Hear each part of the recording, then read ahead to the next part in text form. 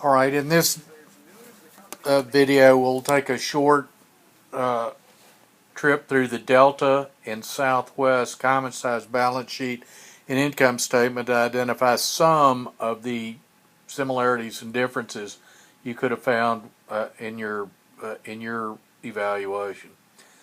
And if we start off, we see Southwest has a lot more cash as a percentage of assets than Delta. They are similar in terms of current assets. It's just that the current assets are different. A lot of other current assets and accounts receivable over here. Southwest, less of those ash and trash things, more cash.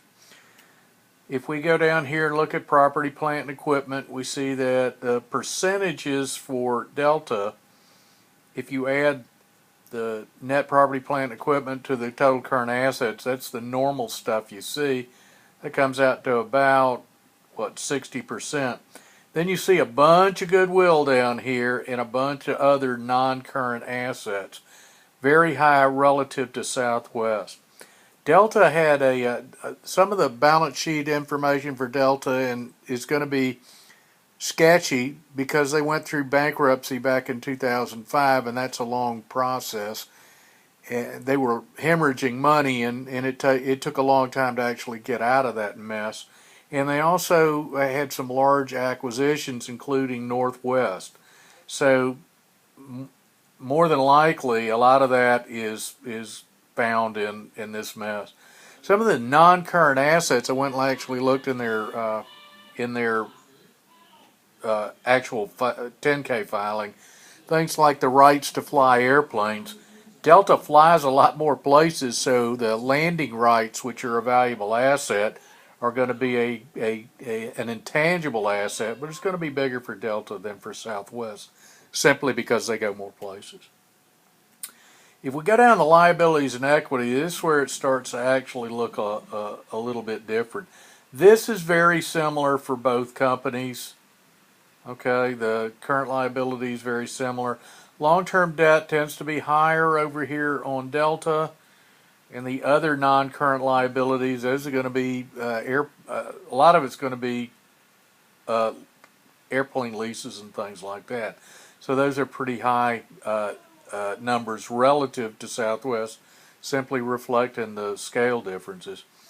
Notice that you have total liabilities over 100% here in the year ended 2011 and 2012. That's because equity was negative. They had liabilities that exceeded their assets. And that's just the tail end of a combination of their bankruptcy filing in the mid-2000s plus their acquisition of Northwest. So some people take longer to swallow that type of stuff than others. You see the negative retained earnings here. It actually turned positive, so they've started coming back.